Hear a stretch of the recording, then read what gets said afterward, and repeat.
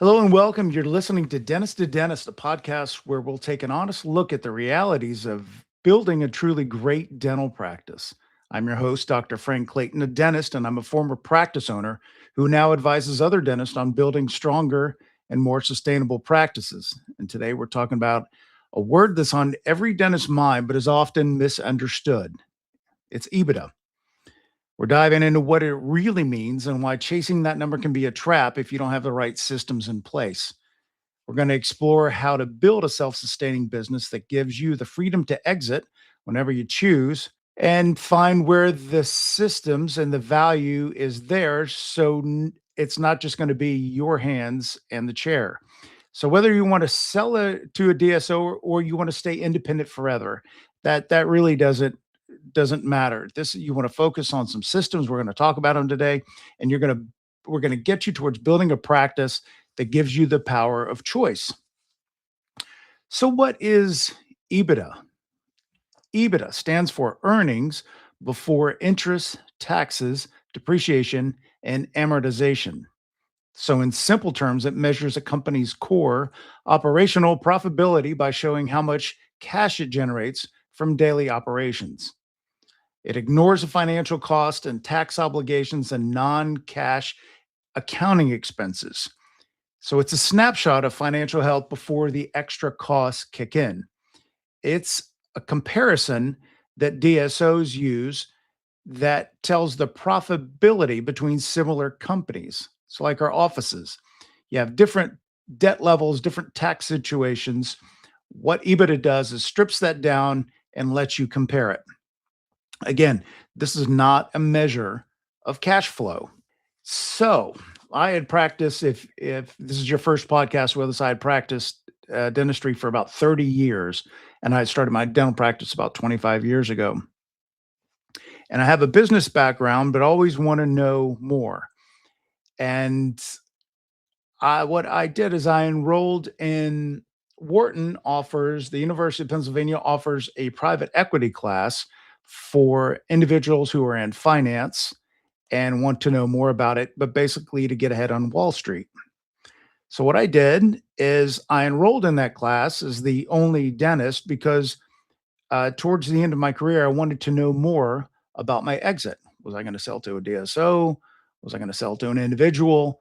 And my feeling was the more information that I had, the better off I'd be prepared no matter which exit that I chose. So I chose Wharton to understand private equity markets. So I had an understanding of who I was playing against should I go that route. And what we discussed is, it doesn't matter if it's a dental office, if it's a plumber, electrician, doesn't matter if it's actually what it is. Um, the private equity game, it's always the same.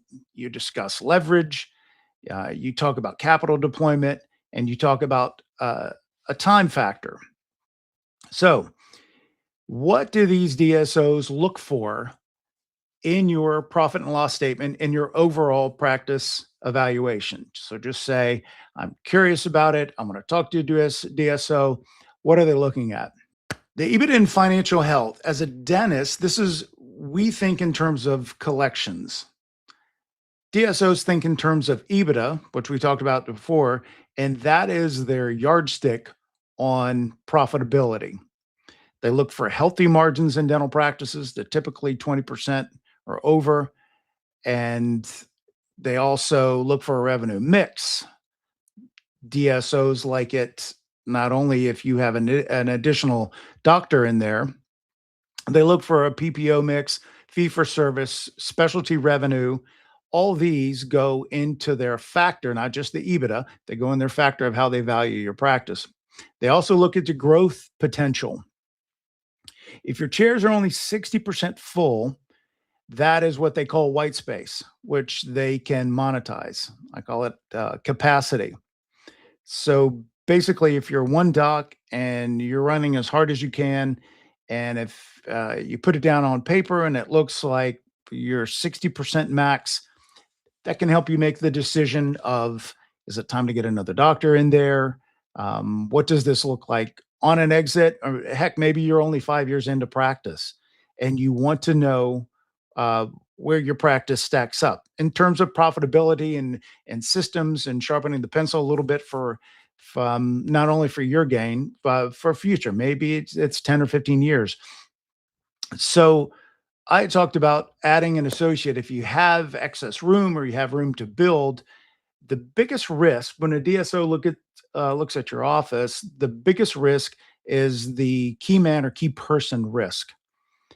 If the patients only come because they love you, that value of the practice diminishes the moment you retire. So of course the DSOs wants to retain you, and they'll do anything to keep you on, and they will structure their deal based on that. I can tell you that if you have multiple docs in there or a specialist that you refer to and you keep things in house, it's much more attractive. So when you hear of a friend that sold or a colleague that sold for a certain multiple, it's going to be different based on geography, the type of practice, the systems you have set up. Basically, how easy is it for the DSO to come in and change or not change your practice um, based on their expectations and what they're gonna pay you. They want to know. The big thing is they want to know how long are you willing to stay. And you've heard different you've read on Dental Town Facebook ad. It doesn't matter. You've read where, oh, they want me to stay for 5. I've heard of sometimes 10 years. Yeah, there is a range depending on which DSO you go to, if you choose to go that route. And mine actually was 2 years, and the I would say the average is 3 to 5 years. They want you to stay around as long as they can. And here's a lot of people have asked in the past. They said, "Well, once they buy your office, don't they come in?" And I call it the snow globe, and they basically shake things up and see where they settle. Um, Not all DSOs are like that. I actually went with one that I had in writing that they agreed to run everything past me. So basically, nothing changed, which is rare for a DSO. Nothing changed in my office the Friday that I sold the practice, the Monday, and the following 2 years. Nothing changed. And we wanted it that way. That is a negotiable that some DSOs are willing to make. And let me interject here. There's something called an IDSO now. I've read people will call that it's an invisible DSO.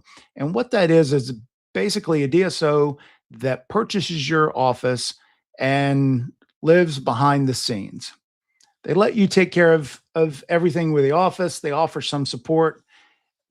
They do not come in and change things right away. Eventually they will. And if you think they won't, you're crazy, because their objective is to monetize your practice to uh, there's all kinds of terms to use.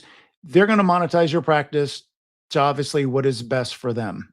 If you have things in writing, you can keep it in check. I kept a lot of things in check that um, they knew, and with a contract it was great to have that they weren't just going to come in and snow globe things. Eventually, yes, and a DSO's goal is to buy several practices and streamline them into one cohesive unit as best they can, whether that's with personnel, it's with software, it's with labs, um, because that is what is called scale. So it makes much more sense if you have 50 practices and they all use the same lab or they all use the same vendors. It's much easier. Imagine your practice, and you tried to manage 50 different practices. Hard enough managing one, 50 different practices based on all kinds of the decisions that we make all day. And it can be overwhelming. So they like to standardize these, and they like to scale them. Um, the big thing we talked about is the EBITDA. The second thing, they look for a culture of excellence, meaning they want to keep the patients there. They want to keep your employees there as long as they can, because they understand as soon as this turnover starts or the doc leaves, then the retention starts to slip, and that's not what they paid for. So that is one of the challenges when you sell and you're doing what is called an earnout. I can discuss that in just a second. You're doing your earnout, say it's for 2 years. There are key metrics that you have, meaning if you produce, let's just say 100 grand a month, and you sign the deal and you're now working for the DSO, they will hold you to that 100 grand a month, if not a little bit more. And they do it with incentives and penalties. So they don't let you sandbag.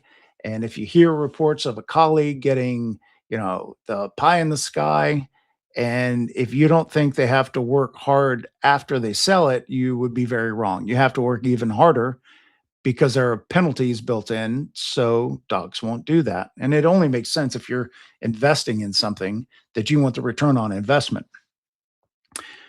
This is one thing that I did find out where Amplify that we talk about systems. I've been big on systems from day one.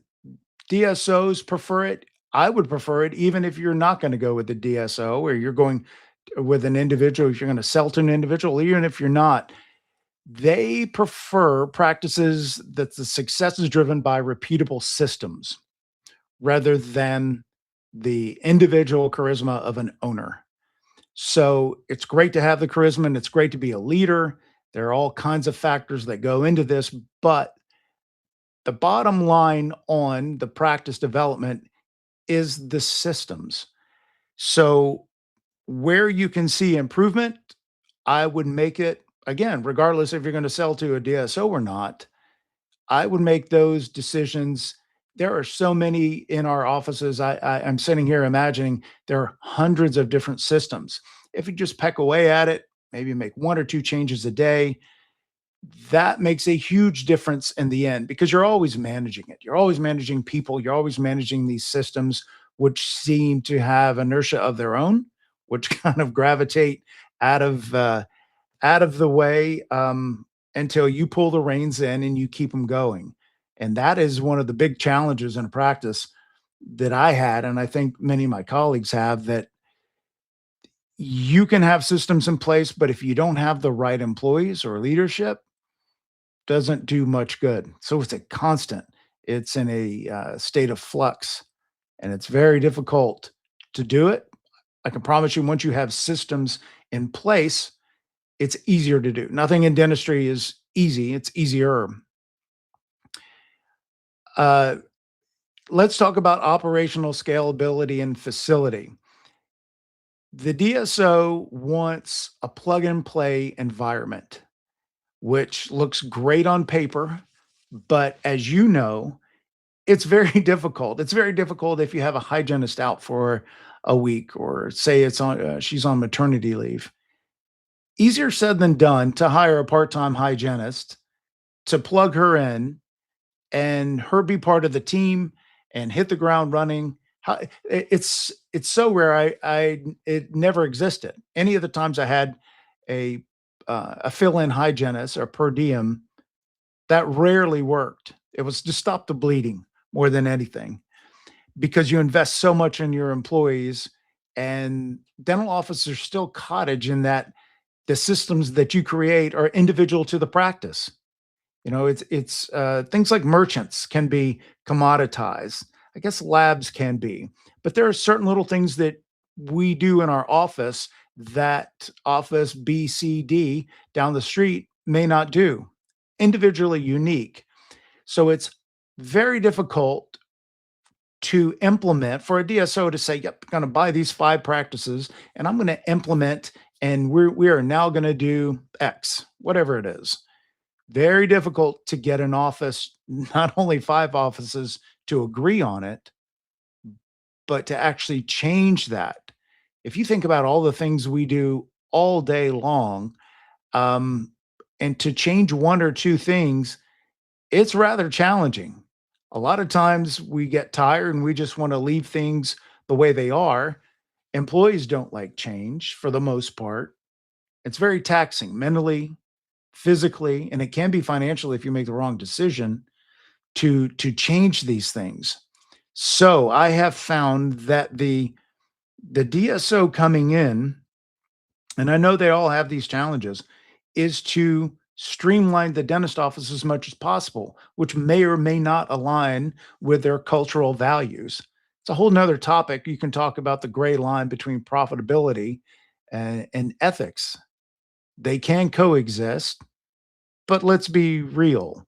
That is such a fine line that it almost puts some docs, and if you've worked for a corporation, I worked for a corporation early, put your license on the line to do certain things that may or may not be ethical. Yeah, that MOD, yeah, we really think, Frank, that should be a crown. Well, in my opinion, it should be an MOD. Then you have a little battle back and forth. You've all been there. Whether even if you're an associate for an individual office, not just corporation, you've had that. So the DSO tries to drive profitability, and that can be messy. Your license is on the line, not theirs. You have to keep a certain level of production, which you can't grab out of thin air. But that is one caution that I would tell anyone, that if you have somebody else driving your ship, it can make things so messy. And that I've seen lawsuits, I've seen people. There's a lot of bad situations that come of it. Not all DSOs are bad, but keep in mind that they are profit driven. Their goal is to buy your practice, make it more profitable, collect some other practices, wrap it up, and then sell it. It sounds real easy, but it's actually very, very difficult. Let's go back to the plug and play model. They're going to look at your practice and see as if your tech is up to date, because so many things in dentistry have gotten so expensive. CAD CAM machines, there's all kinds of imaging software that has just gotten so expensive. They're going to look and see, is it updated? Does it fit within the practice? Meaning, is it a is it a piece of machinery that sits there, cost $80,000, and you really don't use it? They're going to analyze that, and they're going to see that it either is used, um, or they may dig in the sand and say, this is, we like your practice, but there's a lot of equipment here. It's not going to be used. We're not going to pay you full fee for it. There's all kinds of things when it really starts getting down to it. They will look at that. Here's another thing that they look out. We talked about the capacity, or they call it the white space.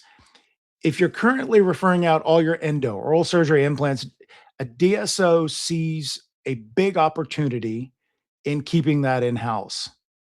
I'll give as a side note, I brought in a specialist 15 years ago. There were no plans to sell to a DSO. I just thought it was an excellent idea to have a specialist in office so I could give a global fee and patients didn't have to go anywhere. And they actually love that. So DSOs will love it even more if you're not even thinking about selling your practice. Think about bringing on a specialist. That's very difficult. And we can talk a whole podcast about personalities and all kinds of things that come along with bringing another doc in your practice. DSOs will like to do that. And they will say, Frank, you're sending out $500,000 on endo. We're going to bring another endodontist in here a day or two a week, whatever it might be, to capture some of that. If you get the right endodontist, it's wonderful. If you get the right assistant that's helping out and the team is on board, it's wonderful. Guess what? If it's not, um, it's really bad. So if you just look at what the profit could be, keep in mind there's a lot of other stuff that goes along with that. Again, that's a podcast discussion. We've had it before in other webinars. Um, Not as easy as it sounds. Again, another challenge for a DSO who looks on paper and says, "Hey, I'll buy Frank's office and let's just put an endodontist in there, and we'll put an oral surgeon in there once a month, and we'll line up thirds." All great until you start and you practice owners know what I'm talking about when you start measuring up what it really takes emotionally and physically, not just financially. Um, Here's another thing that I'm going to jump to. Before you get into the nuts and bolts of the EBITDA and the clinical hours, I want to touch on something we discussed in our previous episode about DSO trend. A lot of doctors ask, how do I make my practice look attractive to a buyer without working 80 hours a week? And that's a question I get asked often. Amplify gets at. There are so many. eh, that one. That's one of the holy grails of. Um, you are sitting in your office doing all kinds of heavy lifting, just to make things right, to make a profit, and then on top of that, you are told, yeah, you just need to sharpen that a little bit more. Let's get a little more profitable there. It's exhausting. It is exhausting to do. So again, I'm going to harp back on this. Get systems in place to minimize that because it's going to be heavy anyway. Um, do that. And here's another thing that I've seen: the autonomy. I got into dentistry because I wanted to own my own practice and I didn't want to be told what to do. I would live and die by the sword, and that was fine. But what happens when you lose that autonomy?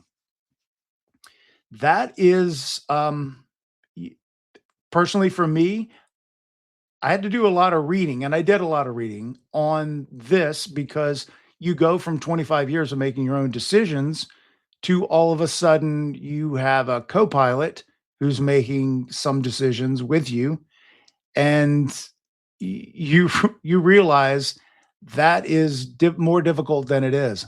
Again, and I'll allude to this. We'll talk about this on another podcast. This can take 2 hours. We could talk about things like this. Um, because it's more mentally challenging than you think it is. That is, that's one of the things you can't qualify. You can't quantify that. So when you sell your practice based on clinical volume without systems in place, and say you've sold it and you've got to keep up the level of production that you had before because the DSO is going to demand that.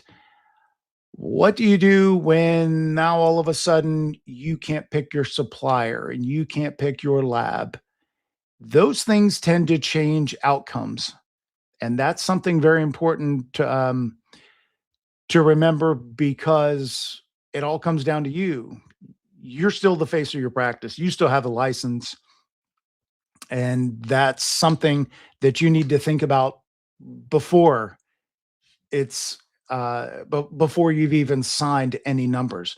You know, there's so much to talk about on this. The key take home points here, though, build an exit. Again, whether it's a DSO or you're thinking, oh, maybe in 10 years I'll sell to another individual, or I have a son or a daughter who is going to come practice. Have things in place, again, systems where it's an easier handoff to do it rather than recreating them or realizing at the 11th hour that you've got to make some changes. That won't be pretty. That is so much work. It's mentally and physically exhausting. It is, it's a lot to think about. And, bring your questions onto it. We'll have a webinar and other podcasts. And I know we're not going to be able to get to any questions today because I'm running long on time. Think of questions and send them, and we will cover them on other topics. I've globally touched on the DSO, and basically, if you haven't heard, I've knocked on systems a lot because they're so important to have. Um, it is it is so much to think about. Think about it years in advance, though. Don't you know? don't have a bad day and on a whim think I'm ready to sell the place. We all have them, but this really does take, a long runway to consider. So, thanks for joining me on the episode. We've covered a lot of ground, from the EBITDA trap to the importance of building a business that doesn't rely solely on your hands and your foot on that rheostat. So, my goal for you is simple, and I want you to have the power of choice, because there's nothing better than that. And whether it means scaling your current practice, stepping back to find a better work life balance, which who doesn't, or preparing for a high value exit, the key is always the same. I think this is the 30th time I've said this: systems. So if today's conversation makes you realize that your practice is too dependent on you, and honestly, mine was a little bit, it was very enlightening for me. Don't wait until you're ready to sell to fix it. Fix it now. Now's the time to do these things, because even if you want to practice 5, 10, maybe 15 more years, it's much easier to practice when things are flowing. It's hard enough as it is. We've talked about it, and you guys are all shaking your head. I can see that is so true. So you need to have the branding and your strategic systems that turn your job into a sustaining asset. I never did like to say that dentistry is my job, because um, it's got a negative connotation. Job does. It's career. Do we love it every day? Most days. Would you trade it? Some would. Most wouldn't. I had a prosperous career in business with a large company, then gave it up to go to dental school. That tells you, the commitment you have. And as crappy as some days are, believe me, I've done a lot of different stuff, and we've got it pretty good. It's, rough waters ahead. We're going to be there with you on this.